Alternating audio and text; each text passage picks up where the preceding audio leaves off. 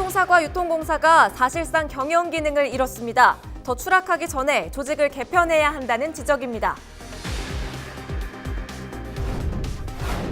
강은희 교육감에게 벌금 80만 원이 선고됐습니다. 이로써 교육감직은 유지할 수 있을 것으로 보입니다. 지방의회 의원들의 외유성 해외 연수를 둘러싼 논란이 여전히 뜨겁습니다. 심의 기준을 더 까다롭게 해야 한다는 지적도 나오고 있습니다. 철학관에 침입해 금품을 훔친 40대 남성이 경찰에 붙잡혔습니다. 생활비를 마련하기 위해 범행을 저지른 것으로 드러났습니다.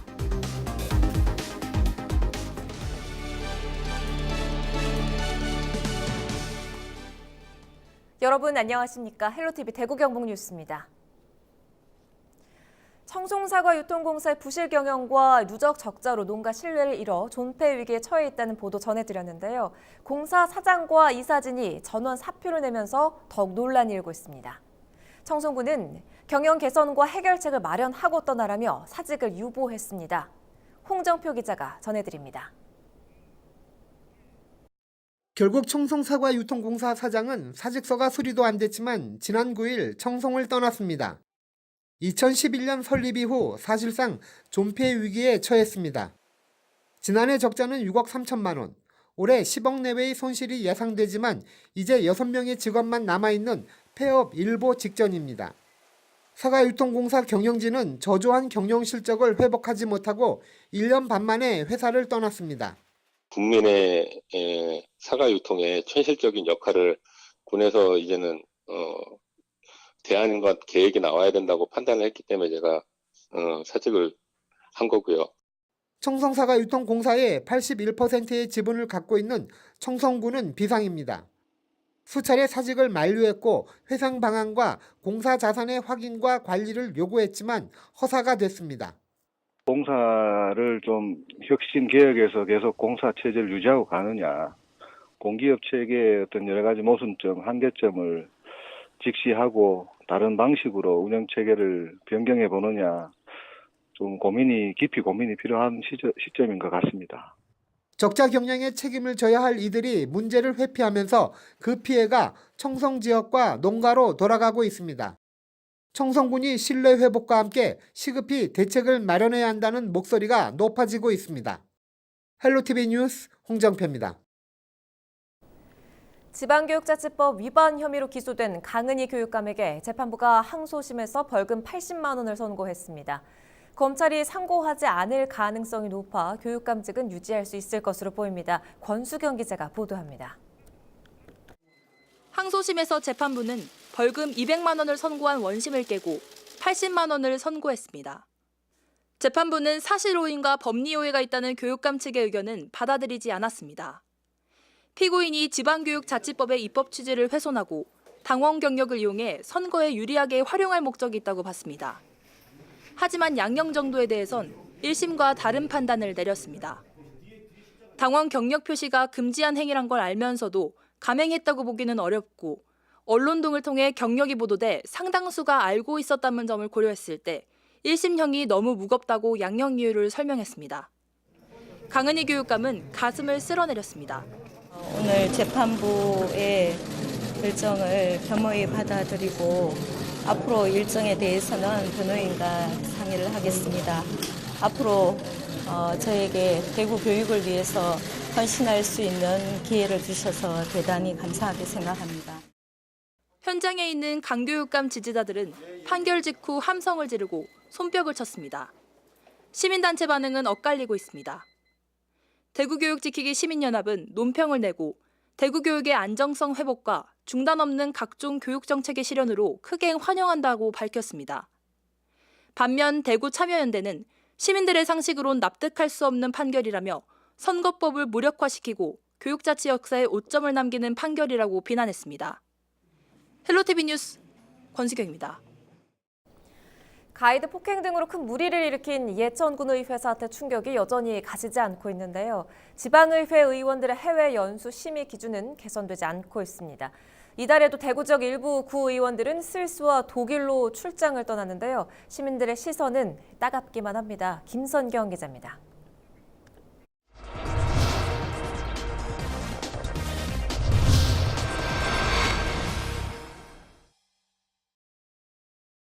대구 북구의회와 남구의회 소속 일부 의원들의 이달 해외 출장 일정표입니다.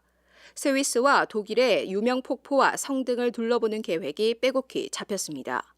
연수 목적은 선진화된 외국의 지방분권 제도를 배우기 위해서라고 설명합니다. 스위스가 주 활동 지역인데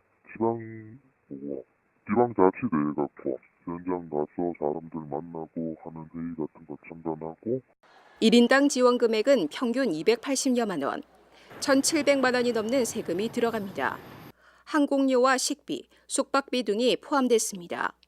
아직 행안부가 공고한 국외여행 관련 조례 내용이 반영되지 않은 북구의회는 출장 내용 심의조차 받지 않았습니다. 잡지법규상 8명 이하의 해외 출장은 별도의 심의가 필요 없기 때문입니다. 총 4명이 갔잖아요. 그래서 심의 대상이 안 되셔갖고 심의를 안 하고 그냥 계획서 제출하시면은 출장을 갈 수 있거든요. 시민들은 어떻게 생각할까? 정말 나라를 위해서 가시는 건지 개인 내 여행으로 가시는 건지 그 부분도 궁금하고요. 그런 거 보면 화가 많이 나죠. 네, 지금 정말 소상공인들이나 지금 많이 힘들거든요. 대역 지역 경제가. 곱지만은 않은 시선들. 무조건적인 해외 출장 금지보다는 기준을 강화하고 다녀온 내용을 시민들에게 공개해야 한다는 목소리도 나옵니다. 남의 돈은 쉽게 쓸 수 있게 그렇게 돼 있잖아요. 저희가 사람들이 그러다 보니까는 그 쓰는 거에 대한 좀 철저한 규칙이나 좀 확실한 규정들이 좀 필요하다고 생각을 해요. 해야 될 일이면은 해도 된다. 그러나 국민들의 정서를 생각해서 좀 투명하게 하면은 좋겠다 이런 생각을 합니다. 해외 연수뿐 아니라 업무 추진비 내용 역시 투명하게 공개해야 한다고도 덧붙입니다. 공개해야 되죠. 당연히 공개해야 되죠. 정직하게, 정당하게 쓸 때 쓰고 이래야 되지. 개인적으로 자기 일에 쓰는 게 아니고. 시민들의 손으로 선출해 세금으로 운영되는 지방의회. 지역민들과의 신뢰 구축이 우선이라는 지적이 나오고 있습니다. 헬로티비 뉴스 김성경입니다. 울진의 한 산골 초등학교에 드론 축구단이 생겼습니다. 전교생 절반이 선수로 참여하고 있는데요. 함께 어울려 시합도 하고 드론 조종법도 자연스럽게 배우고 있습니다. 정필문 기자가 소개합니다. 방과 후 강당에 모여 드론 조종법을 배우고 있는 학생들. 드론 축구를 하기 위한 기본기인 제자리 비행, 이른바 호버링 기술을 연마하고 있습니다. 아직 걸음마 수준이라도 집중력 있는 훈련으로 하루가 다르게 실력이 늘고 있습니다. 무엇보다 드론 축구는 친구나 동생과 함께 팀을 이뤄 하다 보니 아이들에겐 학교 생활의 또 다른 활력소가 되고 있습니다. 집중력을 키울 수 있어서 좋고요. 친구들과 오손도손 같이 사이좋게 지낼 수 있어서 좋은 점도 있고요. 그리고 조종하는 방법이 게임처럼 재밌어서 쉽게 배울 수 있어요. 드론을 날리면서 잘 안 날려질 때 인내심을 기를 수 있어서 좋은 것 같고 또 드론을 같은 팀과 팀조합을 할 수 있어서 좋은 것 같아요. 경북에서 울릉도 다음으로 오지로 꼽히는 이 학교는 본교와 분교 다 합쳐 전교생이 14명. 이 가운데 절반인 7명이 드론 축구단의 일원이 됐습니다. 학생들은 드론 축구를 통해 4차 산업의 핵심 분야인 드론의 조종법을 자연스럽게 터득하고 있는데 한마디로 즐겁게 놀면서 배우고 있습니다.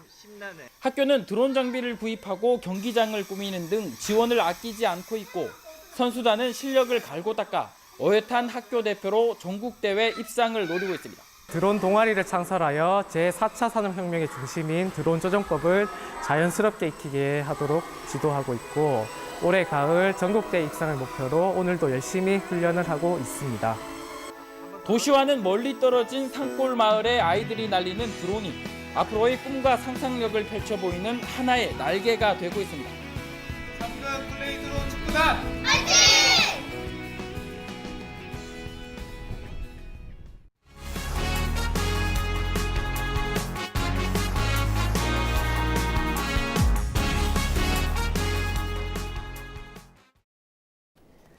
철학관에 침입해 금품을 훔친 40대 남성이 경찰에 붙잡혔습니다.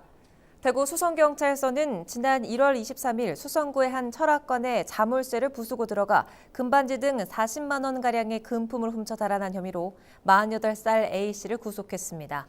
경찰 조사 결과 A씨는 생활비를 마련하기 위해 범행을 저지른 것으로 드러났습니다. 대구시가 15일 대구 시내버스 파업에 대비해 평소보다 지하철 운행 횟수를 늘립니다. 대구 도시철도공사는 열차 운행 간격을 평소보다 단축해 출퇴근 시간대 50회, 그 외 시간대 90회 증편 운행할 예정입니다.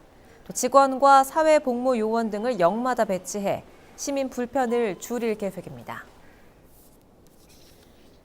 경주 지역 택시 요금이 오는 18일부터 오릅니다. 기본 요금은 2,800원에서 3,300원으로 500원, 거리 운임은 139m당 100원에서 134m당 1,100원으로 인상됩니다. 또 복합 할증 구간 기점은 기존 신한은행 사거리 반경 4km에서 예술의 전당 반경 5km로 변경됩니다.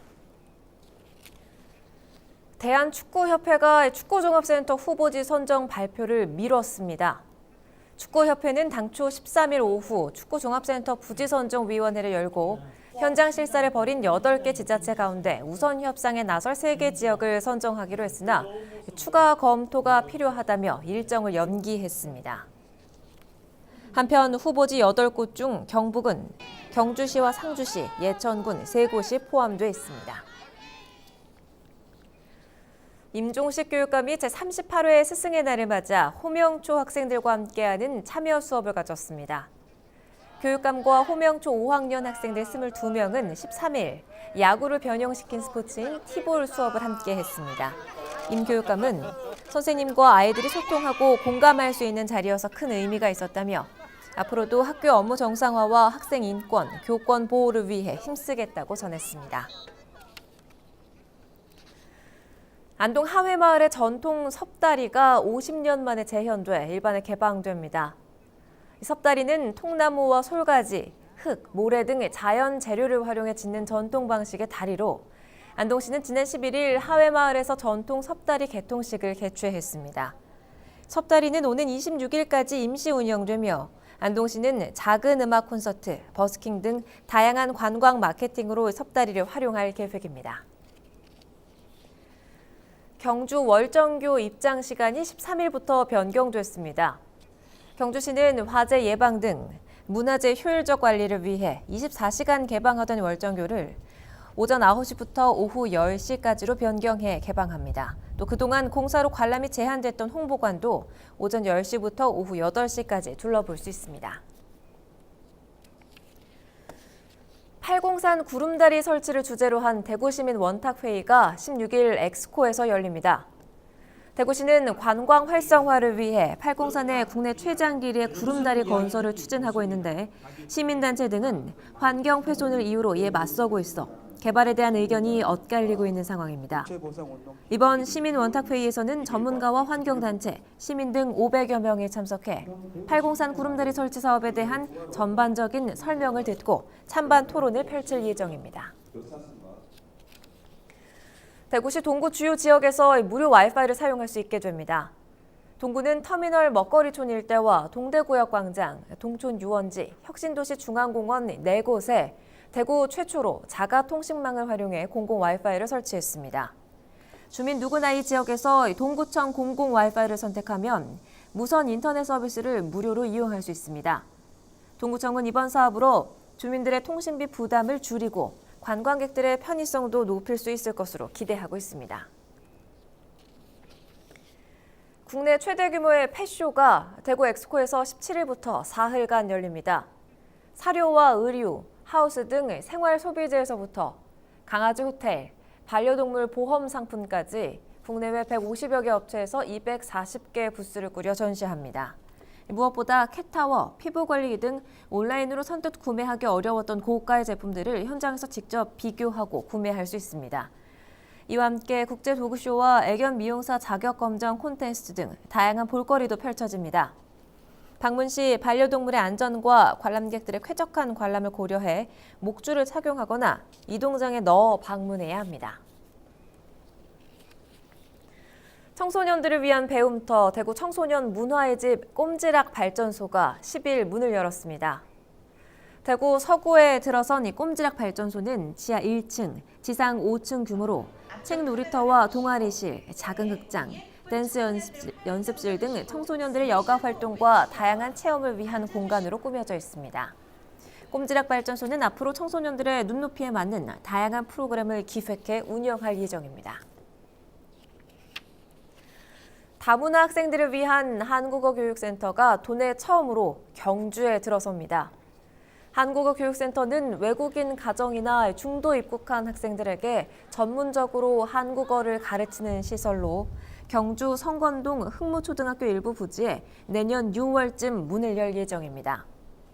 현재 도내 초중고등학교 다문화 학생 수는 전체 학생의 3.4%인 9천여 명으로 포항과 경주에 가장 많이 거주하고 있습니다. 경주시와 경북신용보증재단이 영세 소상공인 자금 지원에 나섭니다. 두 기관은 13일 오후 소상공인 특례보증 지원 업무 협약을 맺고 업체당 최대 2천만 원까지 담보 없이 대출을 받을 수 있도록 하는 한편 2년간 3% 이내 이자도 지원하기로 했습니다. 지원 대상은 경주시의 사업장을 두고 6개월 이상 거주 중인 개인 사업자입니다. 영주시가 4대 불법 주정차 주민 신고제를 운영합니다. 신고지역은 절대 주정차 금지 구역으로 소화전 시설 5m 이내, 교차로 모퉁이 5m 이내, 버스 정류소 10m 이내, 횡단보도 위를 침범한 경우입니다. 신고는 안전신문고 등 스마트폰 신고 앱을 통해 접수할 수 있으며 동일한 위치에서 1분 이상 간격을 두고 촬영한 사진 2장을 첨부하면 됩니다. 청송군이 드론을 활용한 과수 인공수분을 지난해 이어 올해도 실시했습니다. 올봄은 잦은 강우와 저온으로 같은 지역 내에서도 개화율 차이가 많이 나고 있는 실정에서 드론으로 인공수분을 실시해 노동력 절감과 과실의 생산 증가 등 품질 향상을 위한 드론 인공수분을 시행하게 된 겁니다. 청송군은 사과, 꽃가루와 호박벌을 200여 농가 300여 헥타르에 보급해 관내 과수 안정 생산에 기여한다는 계획입니다. 문경소방서가 지난 주말 문경읍 서울대학교 인재원에서 개최된 2019년 경북 화재감식 경연대회에서 우수상을 수상했습니다. 도내 18개 소방서 화재조사관이 참가한 대회는 컨테이너의 일반 주택과 유사한 조건을 조성해 화재를 발생시켜 소방서 팀별 현장 감식을 통한 원인 규명 후 화재 발생 보고서 작성을 평가해 순위를 가리는 방식으로 진행됐습니다. 안동시가 태사길과 한옥마을의 전선을 땅속에 설치하는 지중화 사업을 본격 추진합니다. 이 사업은 태사묘에서 해동사 유치원 구간과 옥정동 한옥마을 일대 총 1.73km 구간에서 시행되며 약 43억 원이 투입됩니다. 안동시는 태사묘 앞에서 해동사 유치원 앞까지의 구간은 올해 10월까지, 옥정동 한옥마을 구간은 12월까지 공사를 마무리할 계획입니다. 한편 안동시는 도시재생사업의 일환으로 태사로 특화 거리 조성 사업을 추진 중이며 이에 앞서 전선 지중화 사업을 시행한다고 밝혔습니다. 경주 외동 생활체육공원이 사업 추진 9년 만에 완공됐습니다. 경주시는 성공적인 공원 조성을 기념하는 준공식을 열고 공원 조성에 기여한 시민들에게 감사패를 수여했습니다. 이날 은민체육대회와 새농민 한마당 축제, 찾아가는 봉황대 뮤직스퀘어가 연계 행사로 열렸습니다.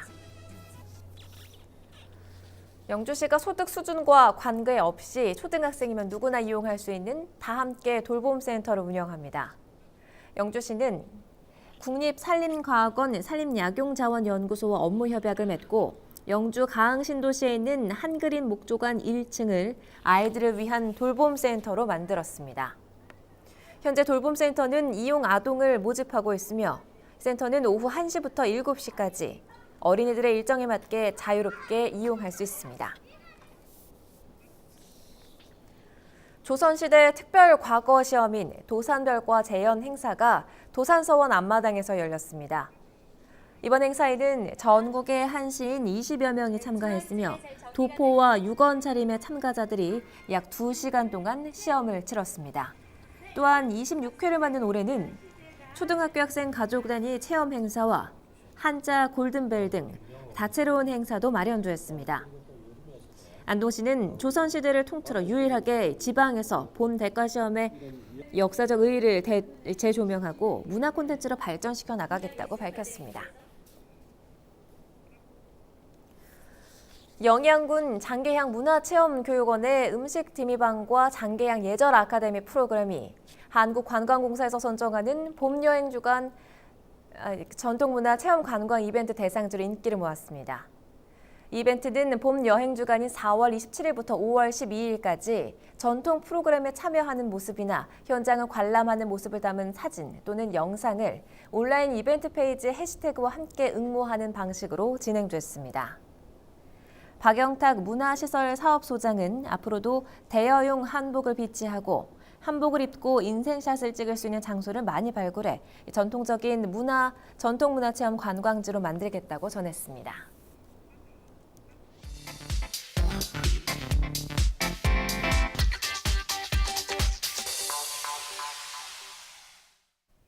우리 지역 SNS 핫 이슈입니다. 제일 먼저 권영진 대구시장의 SNS 함께 보시죠. 좋은 소식이 있네요. 한국물기술인증원이 대구에 옵니다. 대구와 인천, 광주의 치열한 유치전 끝에 최종 입지가 대구로 결정된 건데요. 한국물기술인증원은 물산업기술과 제품에 대한 인증, 검증을 담당하고 물기업의 홍보와 해외 진출 등을 지원하는 역할을 하게 됩니다. 권영진 대구시장은 이번 유치로 전국의 많은 물 관련 기업들이 대구로 오게 될 거라며 이 기업들이 세계 물산업 시장에 진출할 수 있도록 돕겠다고 전했는데요. 한국물기술인증원의 활약을 기대해봅니다. 다음은 장욱현 영주시장의 SNS 살펴보죠. 일손 걱정을 덜어주는 드론이 등장했습니다. 공중에서 벽지도 뿌리고 농약도 치고 사람 손으로 하는 것보다 훨씬 빠르고 편리하게 작업을 끝낼 수 있습니다. 장욱현 영주시장은 농가에 실질적인 도움이 되도록 드론 활용법을 더 연구하겠다고 전했는데요. 이 밖에도 영주시에서는 가격이 비싸 선뜻 사기 힘든 농기계들을 농가에 빌려주고 있다고 하니까요. 도움이 필요하신 분들은 농기계 임대사업소의 문을 두드려 보시면 어떨까요?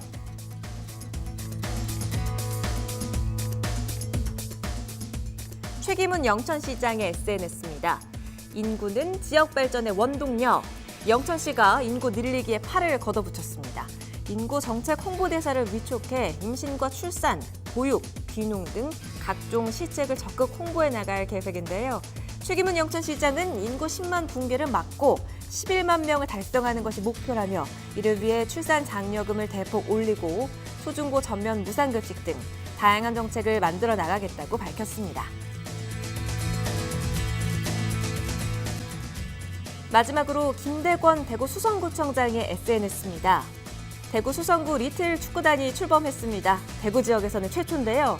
지역의 초등학생 45명으로 구성된 리틀 축구단. 초대 감독은 전 울산현대 호랑이 축구단 선수 출신인 곽완섭 씨가 맡았습니다. 김대권 수성구청장은 꿈을 간직한 채로 꾸준히 달리다 보면 반드시 그 꿈에 골인할 수 있을 거라며 힘을 북돋았는데요. 새롭게 시작하는 지역 축구 꿈나무들의 미래를 응원합니다.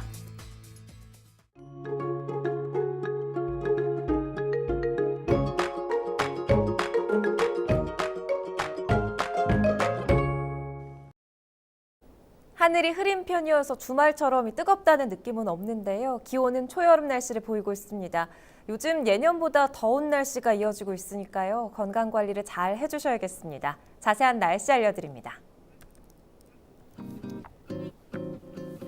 하늘에 구름의 양이 많겠습니다. 흐린 데다가 영남 지역을 중심으로 미세먼지 농도도 높아지겠습니다. 먼지 수치 잘 확인하시고요. 각별히 주의하셔야겠습니다. 기온은 아침에 13도로 시작해 한낮에는 28도까지 오릅니다. 낮과 밤의 기온차가 15도가량 나니까요. 체온 관리에 신경을 많이 써주셔야겠습니다. 당분간 예년 수준을 조금 웃도는 따뜻한 봄 날씨가 이어지겠고요. 한낮에는 30도에 육박하며 덥기도 하겠습니다. 뚜렷한 비 소식이 없어서 맑고 건조한 날씨가 이어질 전망입니다. 수일째 전국 곳곳에 건조특보도 발효 중인데요. 바람 불고 건조한 날씨에 화재가 일어나지 않도록 각별히 주의를 하셔야겠습니다.